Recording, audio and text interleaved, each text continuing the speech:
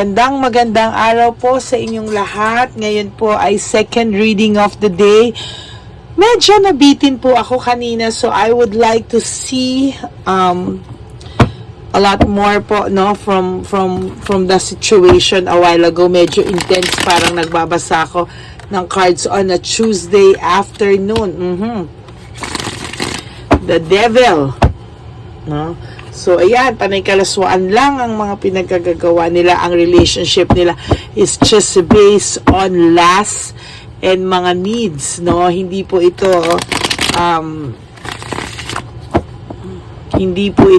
masasabi ko na hindi po ito based on true love, katulad ng naramdaman nyo kahit naman papaano, no?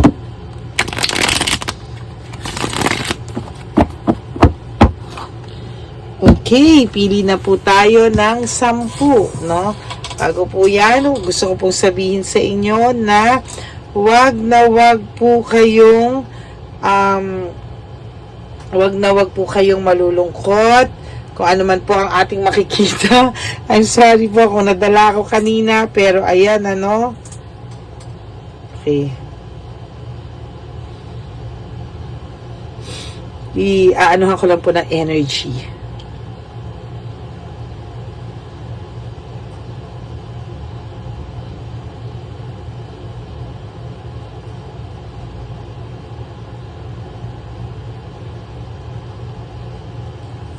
Ayan, okay. 1, 2, 3, 4, 5, 6, 7, 8, 9, 10. Okay.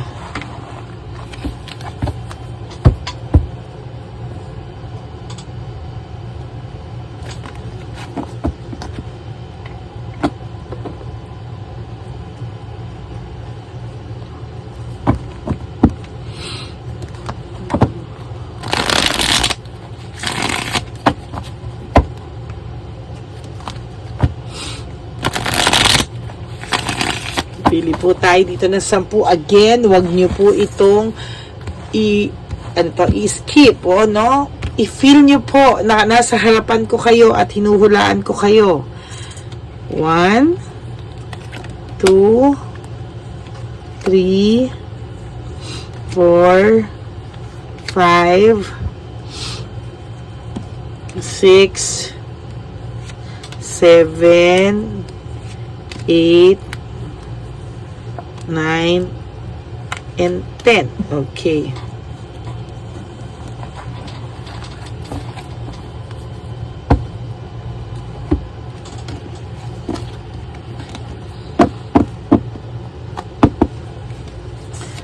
Ayusin na po natin.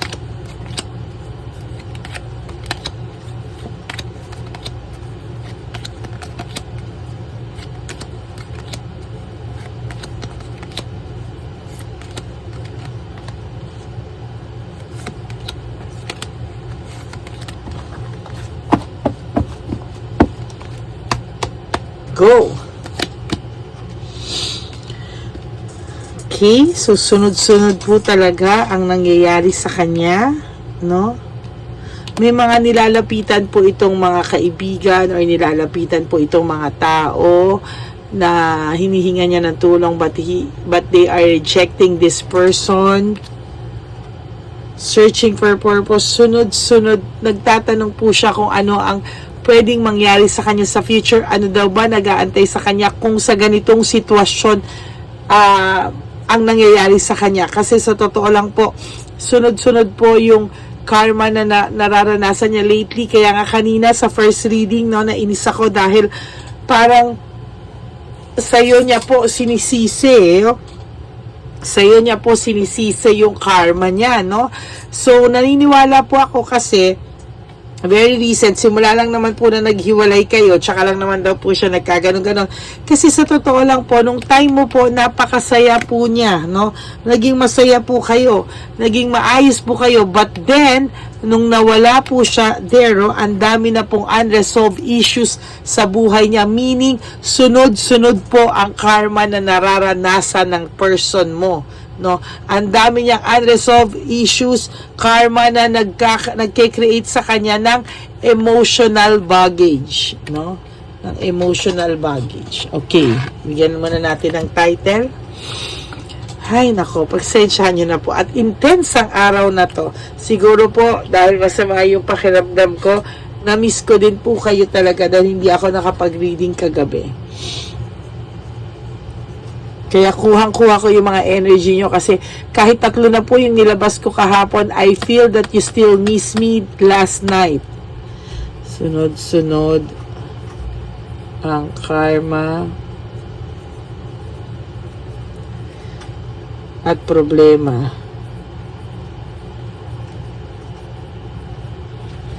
na nararanasan niya ngayon.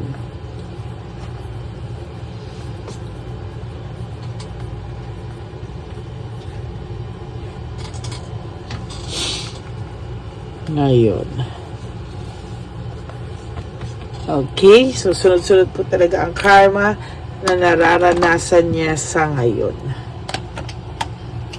Okay, there you go, ano?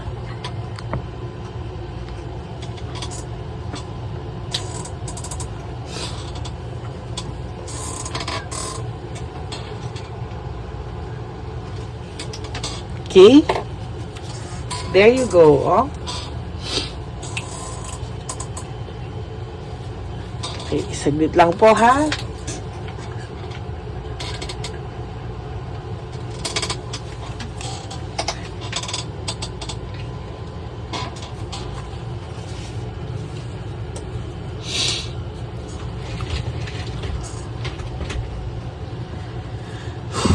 Alam niyo po, lagi ko po itong nakikita, no? Yung kanina nabunot ko rin po to. Kung nanood po kayo ng kanina, makikita niyo po yung fear of change.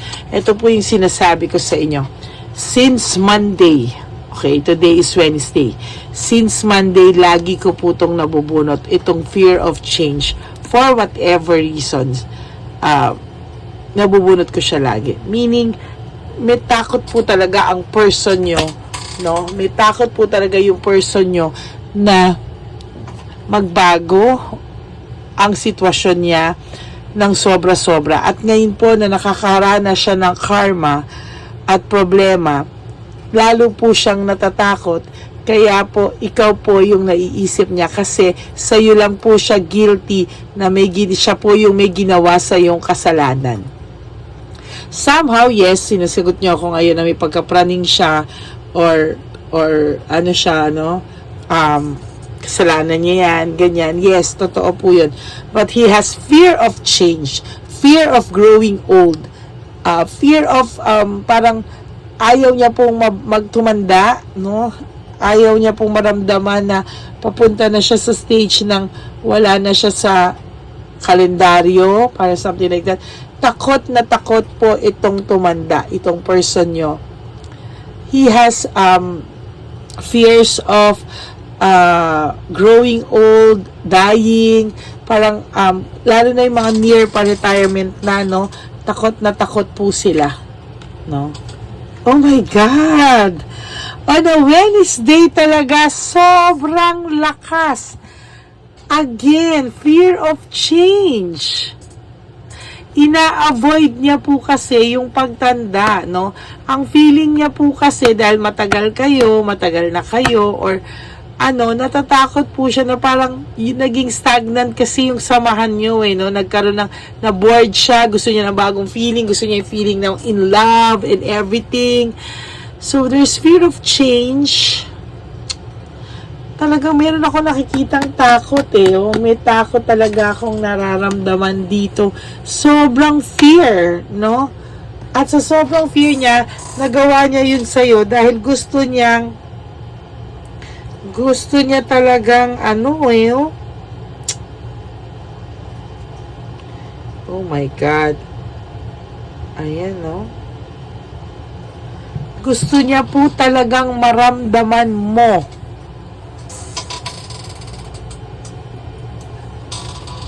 na masaya siya. kahit na punong-puno na siya ng takot, ang gusto niya pa rin palabasin sa'yo, masaya siya. But wag nyo pong bilhin. Wag nyo pong bilhin yung ganong idea because hindi po siya happy. Panay po siya doubts, lack of self-awareness. Kung nagtataka po kayo, yung asawa nyo, yung ex nyo, yung karelasyon yung ex nyo, ay parang hindi na siya yung person na minahal nyo. That's true. Because meron po siyang pinagdadaanan na fear of growing old, fear of change. Mas matindi pa po ang pinagdadaanan niya sa midlife crisis.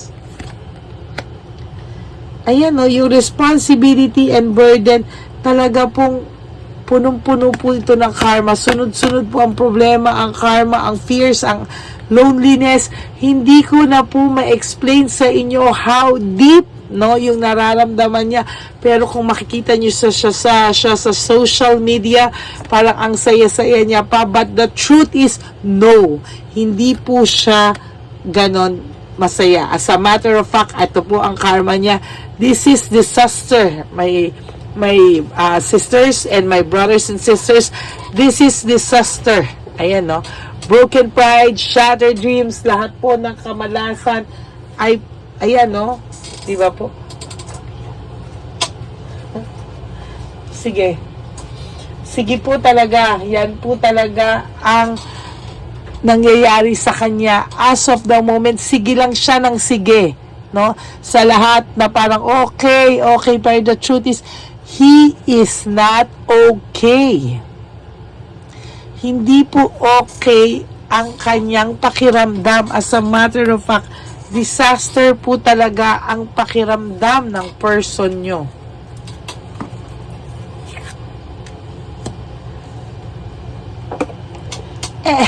Hindi ko na maintindihan. Disaster, disappointment, burden, doubts, fear of change, unresolved issues. Yan po ang nangyayari sa person nyo. For those of you na iiyak ka ngayon because some of you naaawa kayo sa person nyo, bakit siya nagkaganyan? But some of you, minumura nyo po siya sa mga oras na to. Or nagagalit kayo. For some of you, natatawa na lang kayo. But the truth is, this is a serious matter. No? Punong-puno po siya ng doubts, ng fears, ng burden, ng unresolved issues, disaster, and disappointments sa life. No? Samantalang ikaw, nakaka-adjust ka na, there's victory and success sa iyo, kapatid, ngayon. No? Somehow, ikaw yung nakakaramdam na minsan you're okay, minsan you're not okay. It's a roller coaster ride for you, my dear. But I tell you that you will have victory and success sa life mo. Just continue hanging on. Have faith. Malapit na malapit mo na po siyang makamtan. Siya po gusto niya na mag-give up because of the overwhelming challenges na nararamdaman niya ngayon.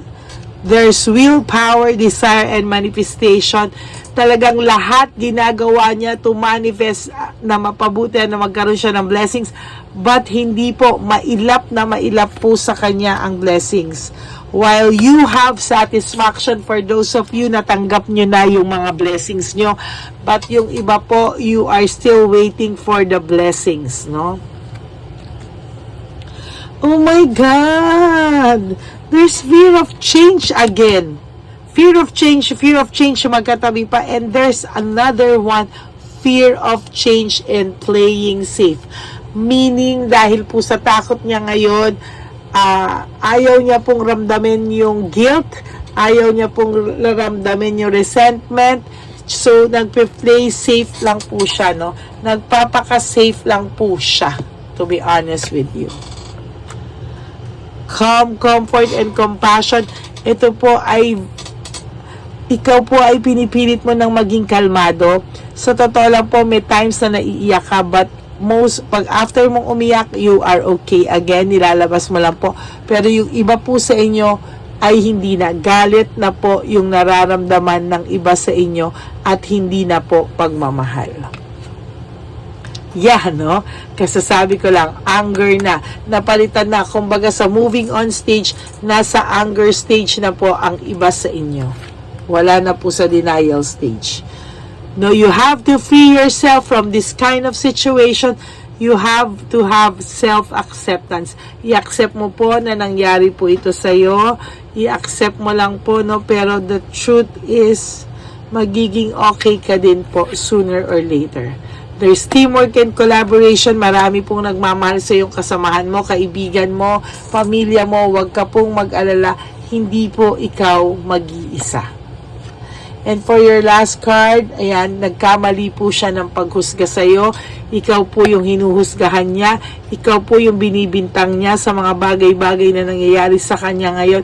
Because of too much karma, sunod-sunod yung karma niya. Kaya ang inaakala niya po ay magiging masaya ka pag nabalitaan mo na nakakarma na siya, puno-puno siya ng problema, ang feeling niya po magiging masaya ka. Kaya ang pinalalabas niya po ngayon is masaya pa rin po siya kahit na hindi.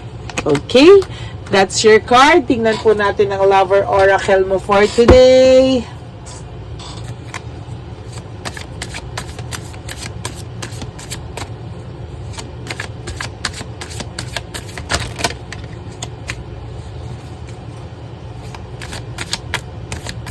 Napanood nyo na po ba yung kanina kong nilabas? No? Panoorin nyo po kasi hindi nyo maiintindihan to. Parang kasunod siya, no? Kailangan po mapanood nyo po yung first bago po ito. No? So, ang title po kanina ay... Ano ba yung title kanina? Sa'yo niya sinisisi ang karma niya. No? Sa'yo niya po sinisisi ang karma niya. Okay, so 1, 2, 3, 4, 5. Sabi niya po, will you leave me like the others? Iiwanan mo rin daw ba siya kapag halimbawa sumobra na lahat ng karma niya at iniwanan siya ng ibang tao? Feeling niya po may babalikan pa siya sa'yo. Kasi feeling niya po na minahal mo siya ng sobra-sobra, kaya ayan o, minahal mo siya ng sobra-sobra, kaya feeling niya po may babalikan pa siya sa'yo. The way I have treated you was wrong. Alam niya po, no, na mali ang pagtrato niya sa'yo. Kaya po ikaw ang naiisip niyang magiging masaya kapag siya ay nakarma ng tuloy-tuloy-tuloy ngayon because, ayan, no, ikaw lang po ang nasaktan niya ng sobra-sobra na nagmahal sa kanya. So, iba kasi masasaktan niya, it's okay kasi hindi naman worth it mahalin, no? Ikaw kasi yung nasaktan niya ng sobra. You are nice, I don't deserve your kindness, no? So, naisip niya na mabuti ka rin namang tao, hindi niya deserve yung kindness mo, kaya sa nangyayari sa kanyang karma ngayon, deserve niya na yan, matutuwa ka na kasi parang nakaganti ka na sa kanya. Pero, hindi ka po ganong klaseng tao. Sabi ko nga, mali siya ng pag-judge sa'yo. Sex with you. This person is dinedesire ka rin po niya, no, pinagpapantasyahan ka pa niya. No, most of the time, kahit akala mong sukang-suka na sa itong taong to o hindi ka na niya gusto, pero dinidesire ka pa rin niya sexually. And lahat ng nangyayari sa kanya is I can't take it anymore daw, no? Medyo serious, on a serious note, totoo po ito, medyo nahihirapan po siya sa mga nangyayari sa kanya. So for those of you na nakikita mo na masaya tong person na to, this is all about show, no? Show lang po ito, no? And this is not true, no? So this is your second reading for today. I hope nakapag-resonate po kayo. And if you do, pwede po nyo akong bigyan ng like and comment down below kasi po Diyan ko po kayo tinitingnan. So, in that way, nakakapag-usap po tayo.